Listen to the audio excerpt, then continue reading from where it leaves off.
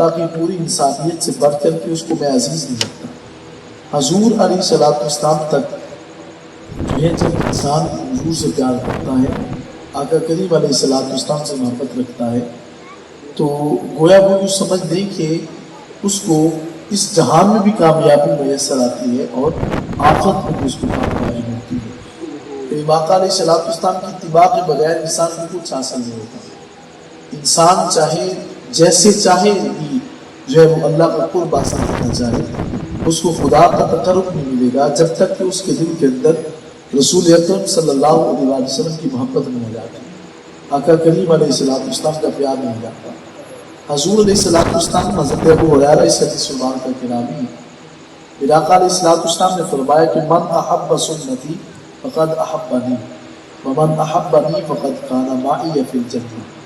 پھر آقا فرماتے ہیں جس بندے نے میری ایک سنت سے پیار کیا گویا اس نے مجھ سے پیار کیا۔ آج آپ دیکھیں نا کہ یہ بزرگوں نے چہروں کے اوپر داڑھی کو سجایا ہے، تو یہ صرف ان کے شیخ کا طریقہ کار نہیں ہے۔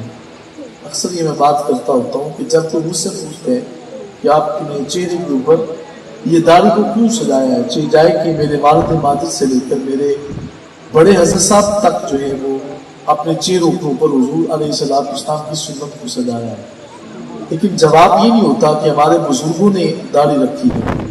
اس کا جواب کبھی یہ دیا کریں کہ میں نے اس داڑھی کو اس لیے پسند کیا ہے کہ میرے آقا کی سنت مبارکہ ہے، اور میرے آقا علیہ الصلوۃ والسلام نے فرمایا کہ جو انسان میری ایک سنت سے پیار کرتا ہے جب امت میں فساد برپا ہو جائے تو حضور ارشاد فرماتے ہیں قیامت کے دن اللہ اس کو 100 شہداء کا ثواب عطا فرما دیتا ہے۔ آج اب دیکھیں دور فتن ہے، جیسے محترم جناب حافظ شہباز صاحب بات کر رہے تھے، ہر جگہ ہر انداز کے لوگ بیٹھے ہوتے ہیں، اور آپ تو چونکہ شہروں کے جو ہے وہ باسی ہیں، ہمارا ماحول دیہاتی ہے، تو وہاں پہ ہم کھانے کے دوران حافظ صاحب بات کر رہے تھے کہ واقعی بات ٹھیک ہے، دیہاتوں کے رہنے والے لوگ جائے کہ اب تو ماحول بدل چکا ہے، لیکن ان کا ماحول بڑا سادہ سا ہوتا تھا، گھر کچے ہیں، دل کے اندر حضور کی محبت بہت زیادہ ہے، لیکن حضور کا پیار ان کے دل کے اندر بہت زیادہ جو ہے وہ رس چکا ہے۔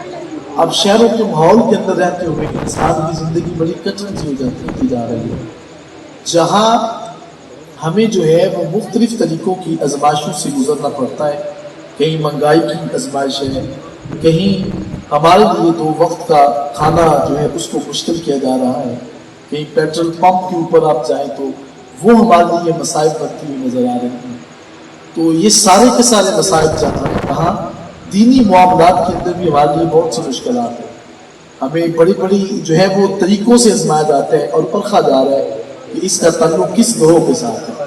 لیکن یاد رکھیے بات، جن کا تعلق جو ہے وہ اولیاء کاملین کے ساتھ ہے وہ اس حوالے سے کبھی پشیمان نہ ہو، چونکہ اولیاء کاملین کا در وہ ہے جن کے ایک ہاتھ کے اندر جو ہے وہ دامن صحابہ ہوتے ہیں، دوسرے ہاتھ کے اندر اہل بیت کی محبت ہوتی ہے، اور کبھی اپنے چاہنے والوں کو گمراہی کی طرف جو ہے وہ نہیں جانے دیتے۔ تو اس لیے یہ جو تعلق ہے اس کا بڑا مقام ہے، اس کی بڑی عظمت اور بڑی شان ہے۔ تو میں بات کر رہا تھا میرے آقا کریم علیہ الصلوۃ والسلام کی سنت سے پیار کیا کریں۔ آقا کریم علیہ الصلوۃ والسلام نے جس عمل کو پسند کیا ہے آپ بھی اس عمل کو پسند کرنا چاہیے۔ آپ کے گھروں کے اندر جو ہے وہ دینی ماحول ہونا چاہیے۔ صبح کو اٹھ کر جب خود بھی اٹھتے ہیں تو ساتھ میں بچوں کو بھی کہا کریں کہ بیٹا 5 وقت کے نمازی بن جاؤ۔ پھر حضور کی ولادت تاجدار ہیبت پوری علیہ رحمہ آپ فرماتے ہیں میرا مرید وہ ہے جو 5 وقت کا نمازی ہے، جو بندہ نماز ادا نہیں کرنے والا آپ فرماتے ہیں اس کا میرے ساتھ کوئی تعلق نہیں۔ حضور علیہ الصلوۃ والسلام کی اتباع میں انسان کو فیض حاصل ہوتا ہے۔ آپ کبھی بازار جا کر کے دیکھیں، آپ نے دیکھا ہوگا کہ ہم تو بازار کے اندر آج تک کبھی ہم نے کدو کو کدو کہا، اس کو بھی کدو شریف کہتے ہیں۔ کبھی آپ نے سوچا ہو کہ کبھی جا کر کسی نے کہا ہو کہ ہمیں بھنڈی شریف چاہیے، ہمیں بینگن شریف چاہیے، آج تک کبھی کسی نے نہیں کہا۔ لیکن کدو کی جب باری آتی ہے تو بندے کدو شریف کہتے ہیں، تو کسی سے پوچھیں کہ یار اس کو یہ شرافت کا لقب کیسے ملا؟ تو ہم نے کہا ہم خود نہیں کہتے، ایک مرتبہ مدینے والے آقا نے اس کو پسند کرنا، ہم تو اس کو اس لیے چاہتے ہیں کہ آقا کریم علیہ الصلوۃ والسلام نے اس کو پسند کیا۔ حضرت امام ابو یوسف رحمۃ اللہ تعالیٰ علیہ، آپ کے سامنے ایک بندہ بیٹھا ہوا تھا، اس نے کہا کہ مجھے یہ سبزی پسند نہیں ہے۔ آپ دیکھیے نا کہ یہ آج ہر قسم کا فتنہ ہے۔ ایک جیلن کے اندر بیٹھا ہوا بندہ بھی کہتا ہے کہ کدو تو صرف حضور کو پسند ہے، تو اس کو شریف کہنے کا کیا مقصد ہے؟ یعنی ہر چیز کے اندر لوگوں کو جو ہے وہ فتنے میں مبتلا کرنے کی کوشش کرتے ہیں، لیکن اس پگلے کو کیا پتا کہ جہاں پہ ان دیواروں کو حضور کی جھلک نظر آتے ہی وہیں پہ ڈوب جاتے ہیں۔ ان کا تعلق جو ہے حضور علیہ السلام کے ساتھ جڑا ہوتا ہے۔ خدا تقدی وقار میں بات کر، حضرت امام ابو یوسف رحمۃ اللہ تعالیٰ آپ کے سامنے بندہ جو اس نے کہا کہ حضرت مجھے یہ کدو شریف پسند نہیں ہے۔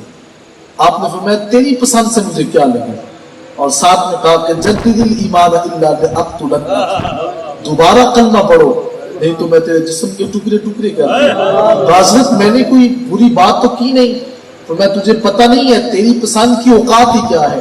پسند تو وہ ہے جس کو مدینے والے آقا نے پسند کیا۔ حقیقت میں پسندیدگی وہ ہے جو حضور علیہ السلام کی اداؤں میں ہوتی ہے۔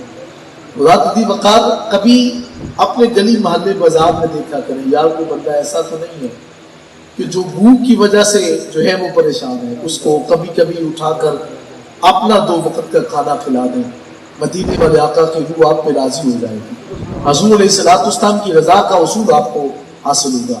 میرے دادا جی حضور رحمۃ اللہ تعالیٰ علیہ کے بارے میں ایک دن میری امی جان مجھے بات سنا رہی تھی، وہ فرماتی ہیں کہ ایک دن ایک باہر جو ہے وہ شخص آیا اور اس نے کھانا تناول نہیں کیا تھا، تو حضرت جو ہے وہ رات کو گھر تشریف لائے، تو آ کر کے کھانا ہم نے ان کے لیے رکھا ہوا تھا، تو آپ کو ہم نے کھانا پیش کیا تو آپ نے کہا وہ فلاں شخص بھی آیا ہے، کیا اس کو رات کی اس پہر کے اندر کھانا کھلایا تھا؟ تو اس نے کہا حضرت کھلایا تو نہیں ہے، کھانا اس وقت صرف آپ کے لیے باقی بچا ہے، آپ اس کو تناول فرمائیں۔ آپ نے اس روٹی کو سامنے پڑی ہوئی کو پیچھے کیا، فرمایا کہ اس مسافر کو کھانا کھلاؤ۔ کہا حضرت تو آپ کو بھوک نہیں لگی؟ فرمایا بھوک تو لگی ہے، لیکن اتنا بڑا انسان پھر ایسے تو نہ بنا جاتا۔ فرمایا کوئی بات نہیں، اگر ایک لمحے کے لیے کھانا نہیں کھاؤں گا تو صبح کو تناول کریں گے، اگر وہ کھانا کھا کر کے راضی ہو گیا تو مدینے والے آقا کی ذات مجھ پہ راضی ہو گئی۔ یہ وہ صالحین ہیں جنہوں نے لوگوں کے اوپر نظر رکھی ہے۔ آج ہم چاہتے ہیں کہ جس کے پاس بھی ہے وہ ہمیں مل جائے، لیکن ان کا تعلق جب حضور سے جڑا ہے تو یہ نہیں سوچتے کہ ہمارے پاس کیا ہے، وہ سوچتے ہیں جو کچھ بھی ہمارے پاس ہے وہ اوروں کو مل جائے۔